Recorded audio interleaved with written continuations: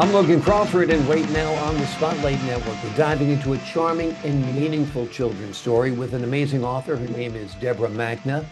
The name of the book, Flight of the Balloon. It is a delightful tale that teaches kids about responsibility, the importance of chores, and how to express emotions in a positive way.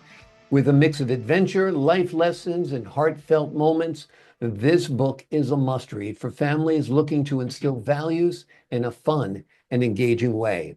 We're delighted to have this very talented author join us here today on Spotlight.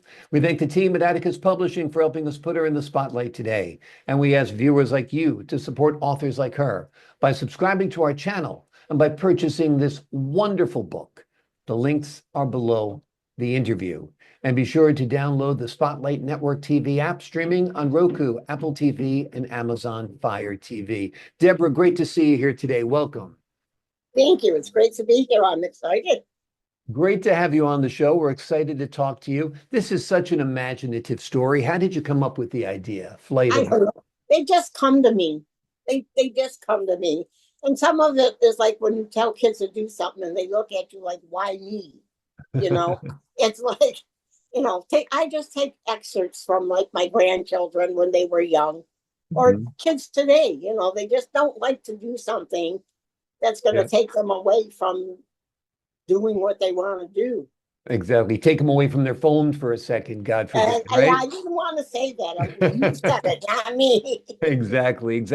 Let's give the folks at home an overview of the story of Flight of the Balloon. Well, it's about three kids that have chores to do. And one little girl has to clean their parents own like a rest stop, and it's got like a store in it. And they have her cleaning the shelves, dusting and putting out new merchandise. Well, she breaks a teapot because she doesn't really want to be there doing that. And she, runs away and crying, and she doesn't know what to do.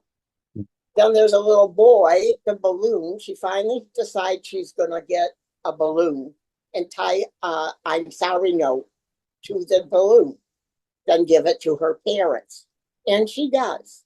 And then a couple of days later, they let the balloon go, and it travels to a young boy whose chore is to clean out the stable. So he's having a problem with doing that. But he sees the balloon, sees the note, and then does the same thing.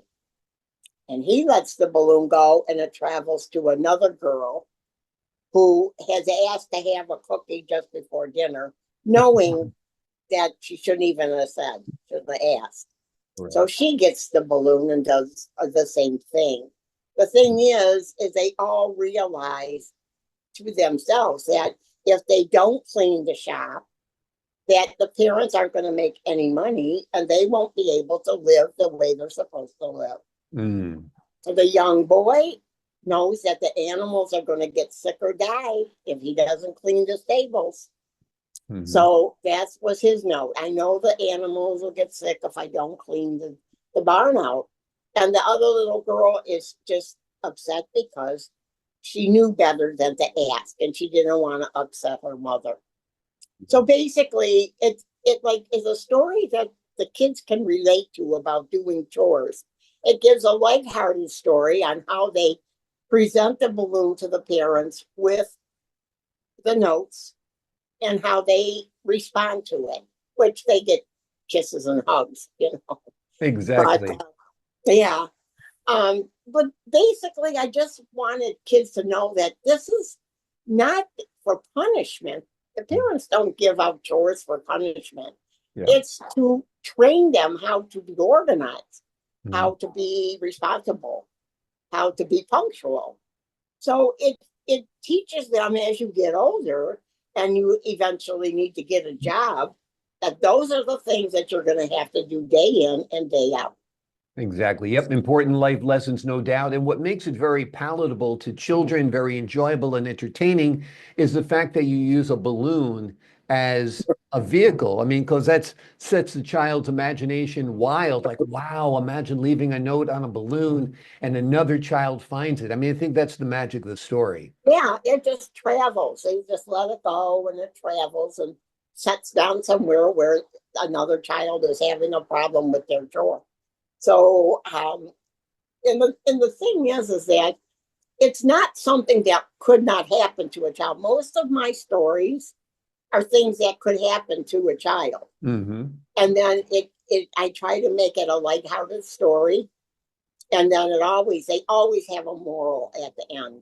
Yeah. And Exactly. And the balloon is such a wonderful, simple child's plaything. You know what I right, mean? I right. can't tell you the hours I had of enjoyment as a child just getting a balloon at Woolworth with my mom or something, Yeah. you know? And just spat it back and forth and let the cat top it after a while. Exactly. And then we got older, of course, we breathed in the helium and made crazy voices, but Yeah, that's really. another story.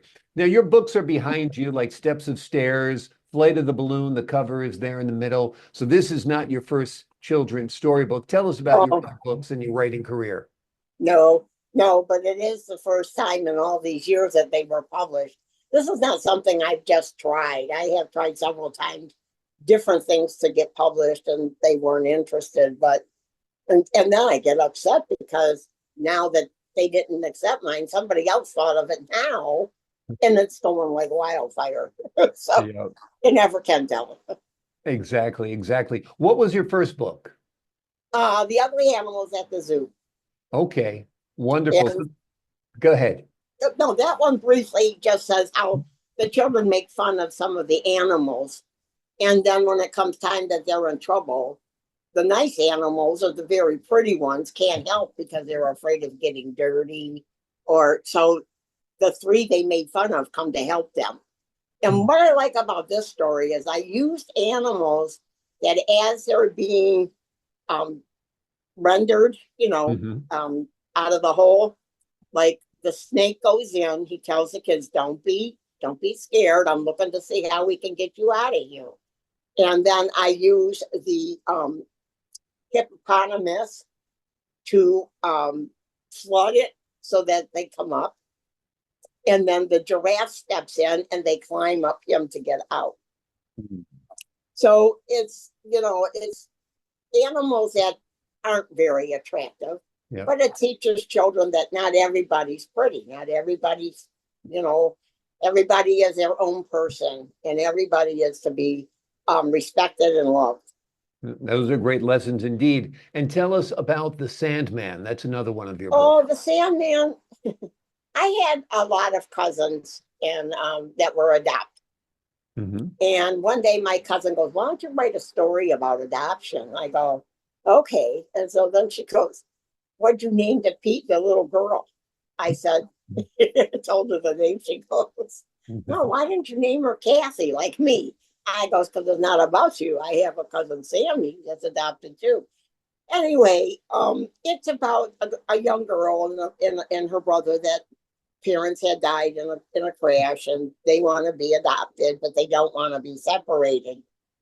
So the Sandman hears her every night crying that she wants to be adopted. And so one night he leaves a star on her pillow.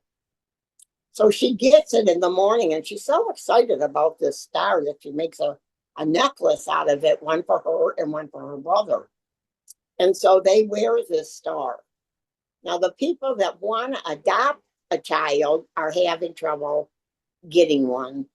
So they decide that they're going to try this place one last time and then they're going to stop for a while. Hmm. Well, in the morning, she gets a star, the woman that's going to adopt. And she looking at it and she comes downstairs and her husband says, "What do you got?" And she says, "I got this star." He goes, "Yeah, me too. And there's one on the kitchen table." Hmm. So all day long, she's thinking of these stars. All different kind of stars are coming at her, no matter where she looks. So when they get to the orphanage, she spots the children with the stars on. And Hmm. she doesn't even go inside. She grabs her husband and says, "Come on, we got to go. It's them. It's them. I know it's them too." So then they talk to the lady and they adopted the two children. Hmm. And the little girl is so excited because she's got a dog and she got a swing. Hmm. So she's very happy. Wonderful. Beautiful story. All the stories are beautiful. All of them are very imaginative and great lessons, great morals, great ethics, great values for children to learn as well. Well, and just, a lot of people say, well, I don't have any adopted kids or anything. And I thought, well, your children still should learn that adopted children are no different than anybody else. Exactly. And you never know. Like for me, I'm very, very, very against child abuse. I don't care what Mhm. kind it is, any kind of abuse to anybody, but Right. children, So it kind of, in my story, I had to make it that if a child is adopted and they wear a star, it doesn't mean they're going to be adopted, but Right. it may take their mind off of not being adopted Exactly. right away and become more confident that they're still a person. Yeah. And other kids need to learn that other kids are adopted and there's nothing wrong with that. Wonderful. One last question before we leave you. If Nickelodeon were to come to you and say, hey, we want to turn one of your books into a cartoon film, which one would you choose? Oh, that's hard.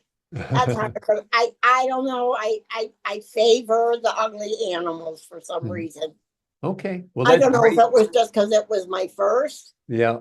but they're all worth that. So I would go to any of them. I agree. They all do seem worth it, and they are all imaginative and inventive stories. The book we've been focusing on primarily today is Flight of the Balloon, but of course, there is the Ugly Animals story, and there's also the Sandman story out there as well, all written by Deborah Magna. Beautiful books. The Flight of the Balloon talks about responsibility, the importance of chores, and the importance of expressing emotions in a positive way. The book, of course, is filled with adventure and life lessons and heartfelt moments as well. Deborah, thank you so much for joining me here today on Thank Spotlight. you. Thank you. I enjoyed it immensely. Wonderful. I enjoyed speaking with you as well. To the folks at home, I'm Logan Crawford, thanking you for your time this time. Until next time on Spotlight.